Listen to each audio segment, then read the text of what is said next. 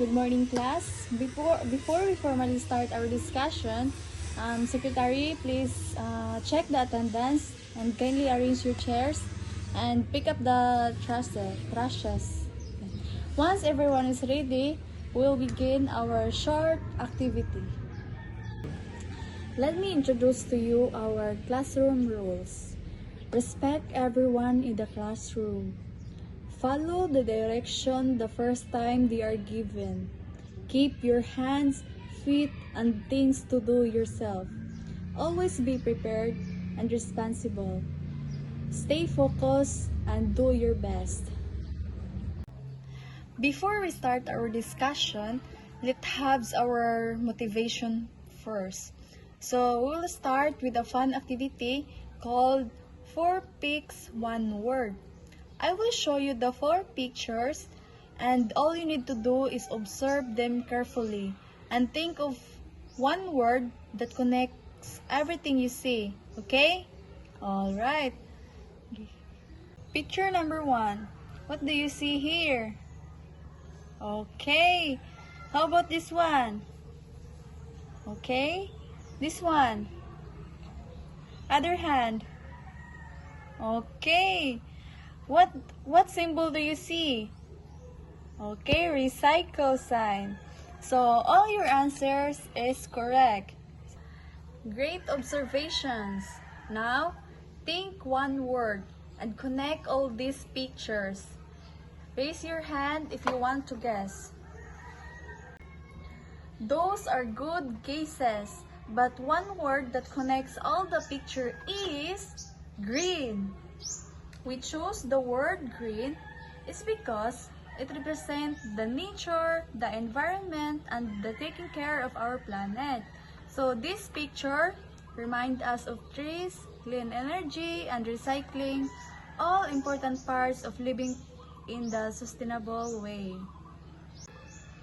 Here's our objectives. Please read, everyone. So, base our motivation, what will be our topic?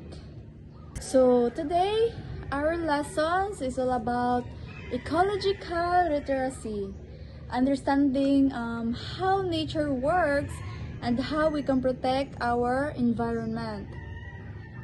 Ecological literacy, it means understanding ecological concept and our place in the ecosystem. It's about being aware of how natural systems work and recognizing how action affect in the environment. So the term ecological literacy was introduced by David Orr in 1989. So according to him, an ecological literate person understands the environmental crisis, knows how to rehabilitate the environment, and develops practical skills to help solve real ecological problems. So next is modern pedagogy.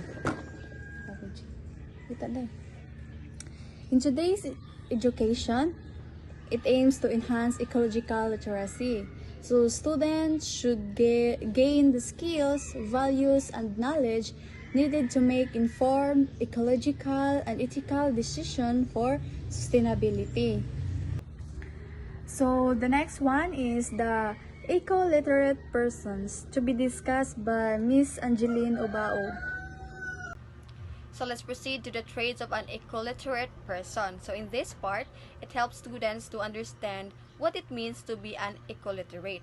So an eco-literate person has the knowledge, values, and habits needed to live responsibly with the environment. So the first key trait is inquirer. So these are the person that are curious and they seek ecological knowledge.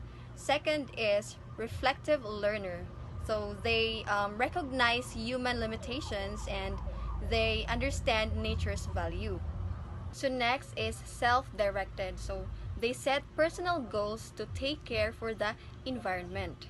Next is morally responsible. So they act with integrity when making decisions affecting the nature. Next is ecologically responsible. So these are the person who practice eco-friendly habits daily. And lastly is self-transcendent, so they use themselves as a part of a bigger web of life. These traits matter because environmental problems requires individuals who think critically, act responsibly, and make conscious choices every day. So let's proceed to eco-literacy in the 21st century.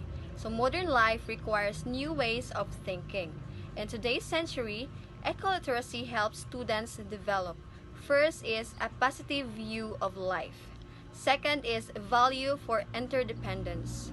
Third is meaningful and sustainable life work. So eco-literacy is not just knowledge. It shapes attitudes and future careers towards sustainability. Next is environmental, ecological, and eco-literacy. So these three concepts are connected. So eco-literacy is holistic. It helps students to feel connected to nature, not just know about it. Next is we have Green Campus. So what is Green Campus? So Green Campus is a school that manages the environment responsibly through their curriculum, research, and daily operations. So the school becomes a living example of sustainability. Students don't only learn, but they practice or experience them. Next is benefits of Green Campus initiatives. It promotes environmental and economic sustainability.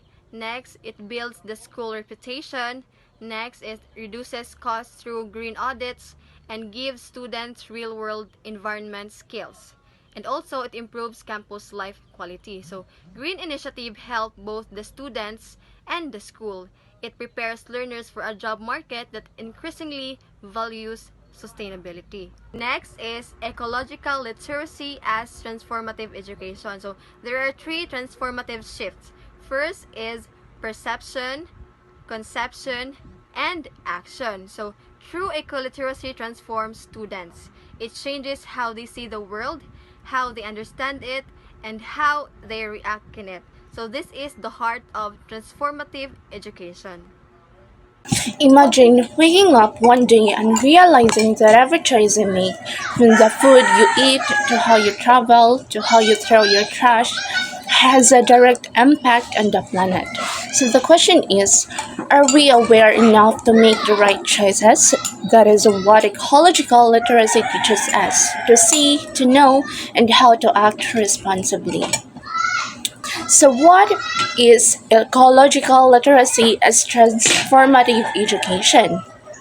So, ecological literacy simply means understanding how nature works and recognizing our role in protecting it. But more than knowledge, ecological literacy is transformative. It changes how we see, think, and act. So there are three transformative shifts happen when we become eco-literate. So first is the perception or the seeing. We begin viewing the world as interconnected. For example, when you throw plastic, it doesn't disappear. It enters rivers, oceans, fish, and eventually our food. Second is conception or knowing. We understand ecological systems like food chains, cycle, and sustainability. We shift from memorizing facts to understand relationships. And lastly, action or the doing. This is the highest level because it uses knowledge to create real change. For example, choosing to reduce waste, conserve energy, or support eco-friendly products. If the action is the highest level, why do you think many people stop at knowing? What prevents knowledge from becoming action? So now let's go deeper. What educational shift needed? So first is traditional education. It focuses on parts like memorizing, listing, and identifying.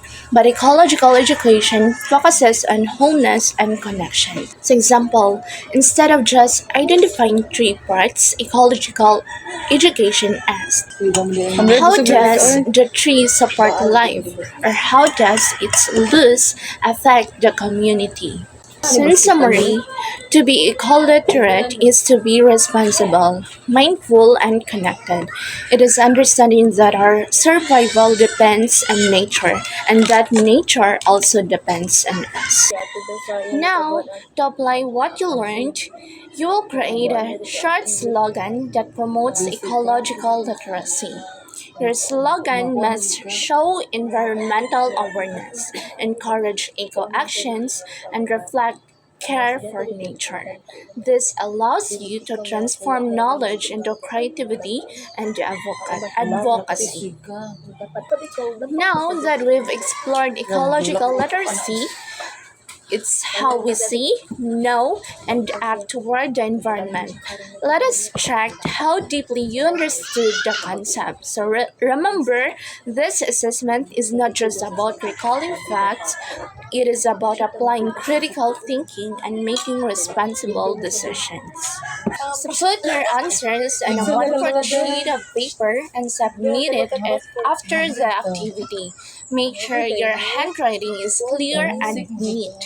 And review your answers before passing to ensure that reflect your understanding of ecological literacy and responsible environmental actions.